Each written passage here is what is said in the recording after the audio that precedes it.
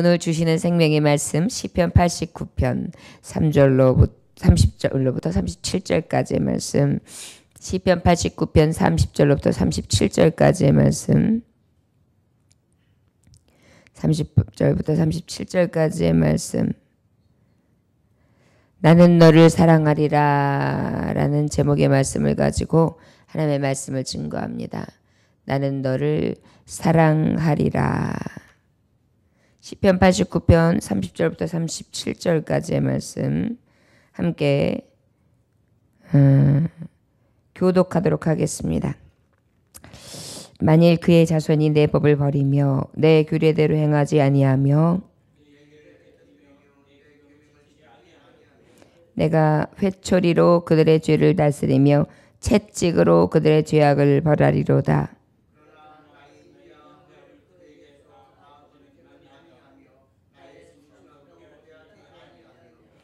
내 언약을 깨뜨리지 아니하고 내 입술에서 낸 것은 변하지 아니하리로다.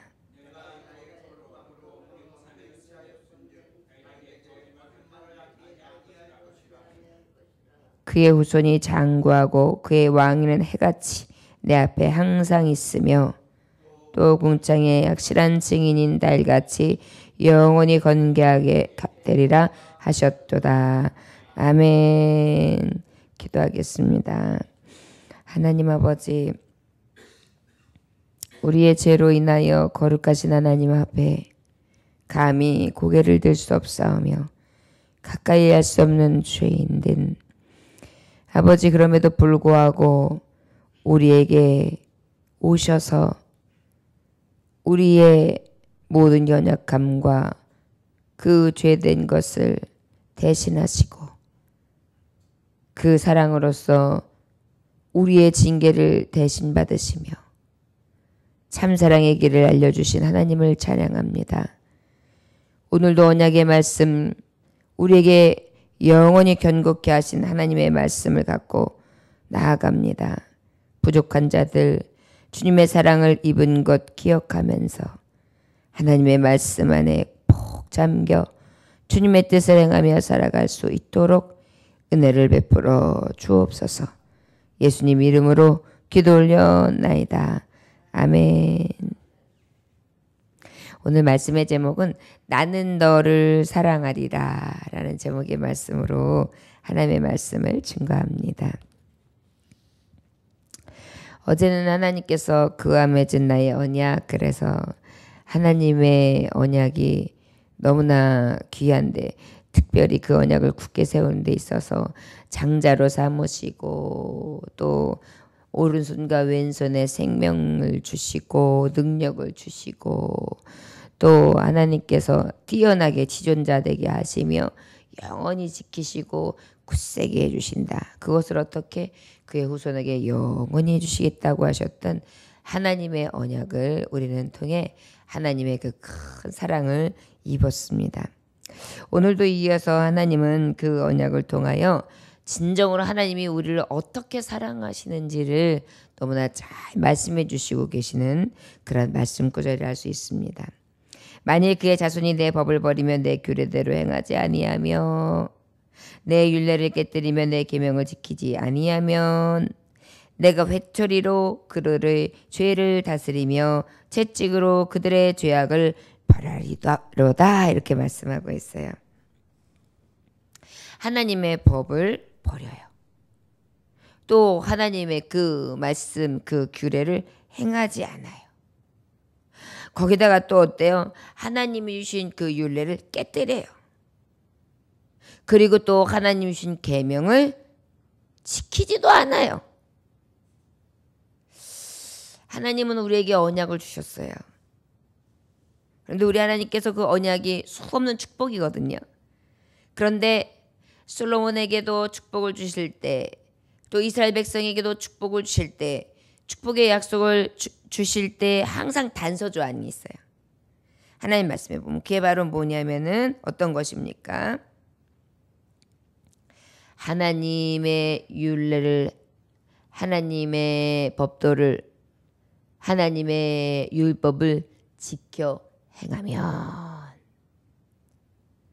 솔로몬이 지혜를 구하여 하나님이 구할 때 하나님이 기쁘게 여기시고 지혜뿐만이 아니라 부귀와 영화도 주마. 그런데 맨 마지막에 그러세요. 내가 너에게 이것을 주는데 나의 율법과 나의 계명을 다 지켜 행하면 너에게 주는 이 축복이 길리라 이렇게 약속하고 계시거든요. 자, 하나님은 우리에게 많은 것을 약속해 주시고 다 주시기를 원하세요. 그런데 항상 단서조항이 있어요. 내가 너에게 이 모든 것을 다 준다. 그러나 동산 중앙에 있는 열매는 따먹지 마라.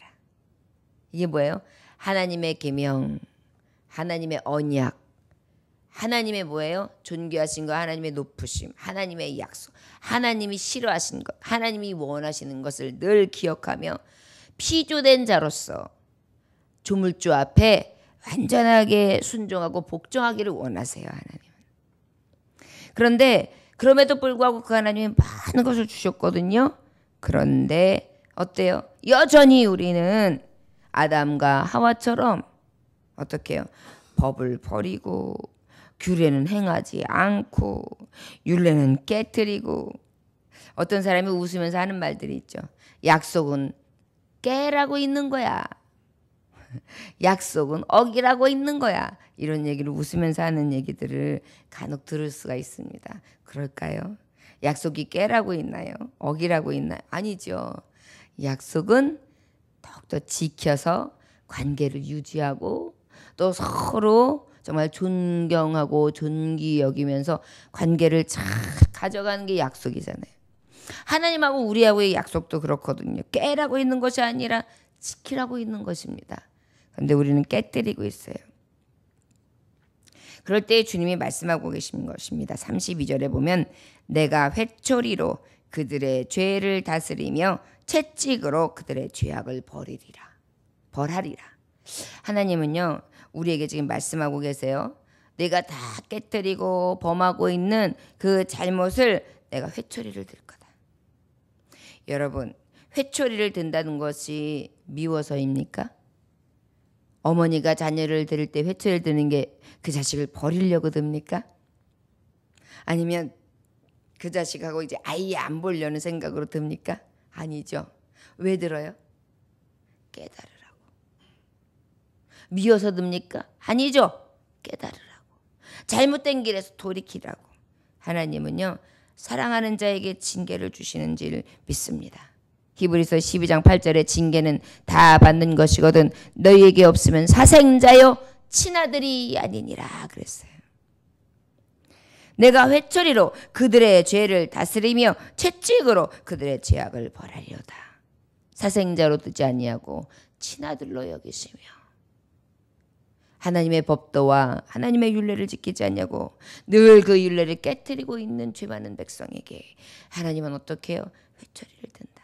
이것은 무엇입니까? 사랑의 매예요. 사랑의 매. 하나님 오늘 말씀하시는 것입니다. 나는 너를 사랑한다. 나는 너를 사랑하리라. 내가 잘못했을 때 회초리를 들더라도 내가 너를 끝까지 사랑하리라. 내가 너에게 이 징계를 주는 것은 네가 사생자가 아니라 내 친아들이기 때문이다. 채찍으로 그들의 죄악을 벌하리라. 그러나 나의 인자함을 그에게서 다 거두지 아니하며 나의 성실함도 패하지 아니하며 내가 채찍을 들었다고 해서 그에 대한 인자함 진정으로 자비롭게 여기고 불쌍히 여기고 진정으로 인애를 베푸는 그런 마음이 없는 것이 아니다. 그 마음은 계속 여러분 어머니가 아이한테 회초리를 들었다고 해서 그 마음에 사랑하는 마음이 없어졌습니까? 아니잖아요. 하나님도 그러세요. 우리에게 우리의 잘못을 징계를 주실 때에 채찍을 주실 때에 회초리를 드셨을 때에 우리를 미워하거나 버리신 것이 아니에요. 인자한 마음은 계속 내가 너를 사랑한다. 그리고 나의 성실함도 패하지 않아. 내가 너에게 대한 성실함. 어머니가 회초리를 들었다고 해서 밥 안 해줘요? 빨래 안 해줘요? 어머니는 회초리를 드는 것은 사랑 안에서 있는 것이고 그에게 이 회초리를 든마저도 저를 바로 되게 하고 그 안에 어때요? 늘 저에게 필요한 것을 공급해 주고 혹시 사고나 나지 않을까? 혹시 다치지나 않을까? 그릇된 길로 가지 아니할까? 혹시 실수하지는 아니할까? 염려하고 또 안타까운 마음으로 그렇게 회초리를 들지요. 그러나 그 성실한 마음은 버리지 않아요. 아침에 나가면 교통사고 나지 않고 잘 들어오도록, 또 저녁 때 들어오면 아프지 말고 아침에 잘 건강하게 모든 일상을 시작하기를. 밥을 잘 먹으면 감사하고 못 먹으면 어찌 저러나. 어머니의 그 성실함은 변치 않는 것처럼 연세가 100살이 되고 110살이 돼도 자녀가 90살이 되고 80이 넘어서 같이 늙어가서 같이 구부정해도 얘 밥 먹었냐? 아프지는 않냐? 잘 잤냐? 잣길 조심해라. 이것이 바로 어머니의 성실한 마음 아니겠습니까? 우리 하나님이 징계를 드는 메초리는 우리가 잘못한 것에 대해서 그 죄에 대해서 벌하실지언정 그 인자한 마음과 그 성실하심은 떠나지 아니함으로 우리의 필요한 것을 채우시고 날마다 눈동자같이 보호하심은 변치 아니하시는 나는 너를 사랑하는 자라 라고 하나님을 말씀해 주고 계십니다.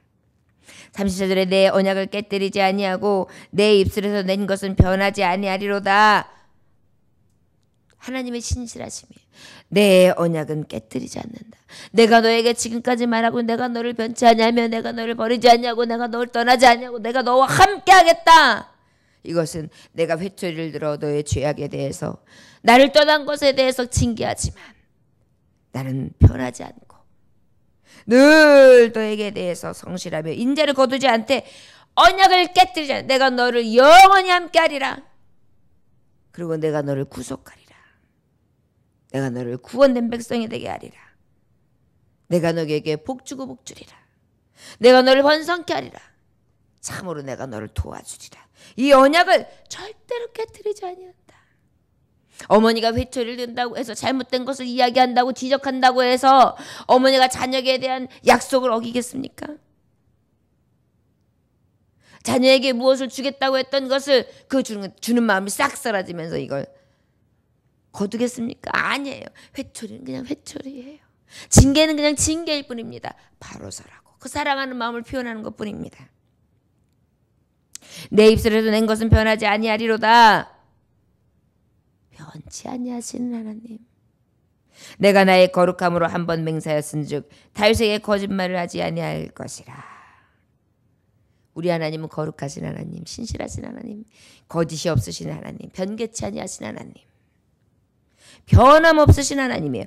한 번 맹세한 것은 끝까지 이루시되 다윗에게 거짓말을 하지 아니할 것이다. 다윗에게 약속하신 모든 복을 내가 후손에게 그대로 행할 것이다. 영원히 그의 후손을 통해 영원히 대대로 영광스럽게 하겠다고 했던, 영원히 지키겠다고 했던 그 약속은 변치 않겠다. 바로 무엇입니까? 내 사랑은 절대 변하지 않아. 혹 너희들이 죄악길로 가서 내가 사랑하는 자에게 징계를 할 망정, 그것은 내 사랑이다. 나의 인자를 거두지 않겠다. 나의 성실을 거두지 않겠다. 나의 약속을 거두지 않겠다. 나는 변함없이 끝까지 신실하게 이 일을 행할 것이다. 36절에 그의 후손이 장구하고 그의 왕위는 해같이 내 앞에 항상 있으며 또 궁창이 확실한 증인인 달같이 영원히 견고하게 되리라. 할렐루야. 하나님의 사랑은요, 끝까지 영원히 견고할 것을 말씀해 주시고 계신 것입니다. 히브리서 12장 6절에 보니까 주께서 그 사랑하시는 자를 징계하시고 그가 받아들이시는 아들마다 채찍질하심이라 하였으니, 하나님이 받아들이시는 자녀들 이들마다 어떻게 해요? 하나님은 채찍하세요. 여러분, 그래서 우리가 하나님 말씀에 보면 너희가 자녀를 사랑하면 어떻게 해요? 훈계로서 책망과 바르게 함으로. 그 다음에 채찍을 들지 않는 것, 매를 들지 않는 것은 진정으로 그를 사랑하는 것이 아니다. 그래서 우리가 아버지의 말씀으로, 때로는 훈계로, 책망과 바르게 함으로 그렇게 다스리며 하나님의 뜻을 위하여 아버지의 말씀을 가지고 나아가야 될 줄 믿습니다. 우리 하나님은 믿고 따르는 자, 오직 하나님을 의지하는 자, 주 예수를 구주라 영접하고 시인하는 자를 절대 버리지 않습니다. 징계를 통하여, 채찍을 통하여 때로는 깨닫게 하시고 돌이키게 하시지만은 그 하나님께서는 영원토록 함께 하시며 영원 무궁히 함께 하셔서 늘 하나님이 주시는 은혜 속에 하나님 나라에 들어서 영광의 면류관을 받기까지 신실하신 나의 주 아빠 아버지로서 함께해 주실 줄 믿습니다. 히브리서 13장 8절에 보니까 예수 그리스도는 어제나 오늘이나 영원토록 동일하시도다. 우리 하나님은요 영원히 어제나 오늘이나 동일하신 하나님이신 것을 찬송할 수 있는 저와 여러분들 되시기를 주의 이름으로 축원합니다. 하나님이 우리를 영원히 사랑하세요. 하나님이 나를 영원히 사랑하세요. 자, 여러분 우리가 살아가면서 징계는 무섭지요. 하지만 우리의 죄에 대해서 징계를 받고 오히려 돌이켜서 회개하고 하나님 앞에 바로 서서 영원한 천국에서 거룩한 백성으로 영원토록 왕노릇하는 것이 더 기쁘지 않겠습니까? 늘 아버지의 말씀 안에 서며 법도와 율례를 떠나지 아니하고 징계를 달게 받으며 감사함으로 이 영원에 이르는 축복이 이 사랑 가운데 충만한 저와 여러분들 되시기를 원합니다. 어떤 젊은이가 철학자인 소크라테스를 열렬히 추종했어요. 어느 날 소크라테스에게 선생님 어떻게 하면 많은 지식을 잘 얻을 수 있습니까? 라고 질문했어요. 소크라테스가 그 제자를 데리고 청년을 데리고 강으로 갑니다.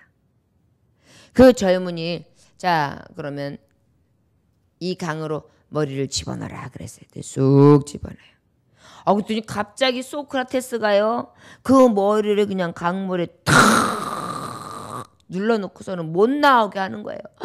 청년이 허우적 머리를 누르고 있으니까 막 숨을 못 쉬니까 막 이러는 거예요. 그러다가 어떻게 했을까요? 그냥 힘을 다하다가 손을 탁 넣어주니까 이렇게 나왔어요. 선생님 이게 무슨 짓입니까? 죽을 뻔했습니다. 그래요. 소크라테스가 그래요. 당신이 이 물속 깊은 곳에 빠져 있을 때 가장 원했던 것이 무엇입니까? 그는 깊은 헛떡이는 이 한숨을 쉬면서 공기가 필요했어요. 산소가 필요했어요.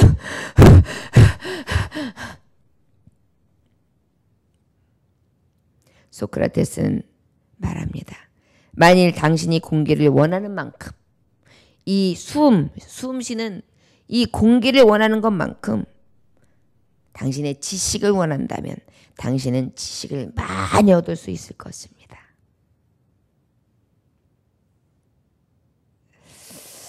이 청년은 어떻게 하면 지식을 얻을 수 있습니까? 그랬죠. 그랬더니 답이 뭐예요? 공기.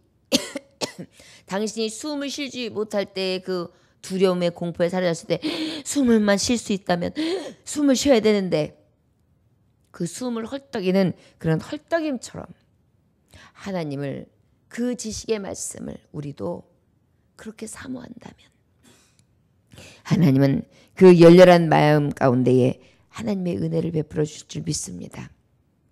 저와 여러분 하나님의 언약은 내가 너를 사랑한다. 사랑하는 자를 징계한다. 우리에게 말씀해 주시고 계세요.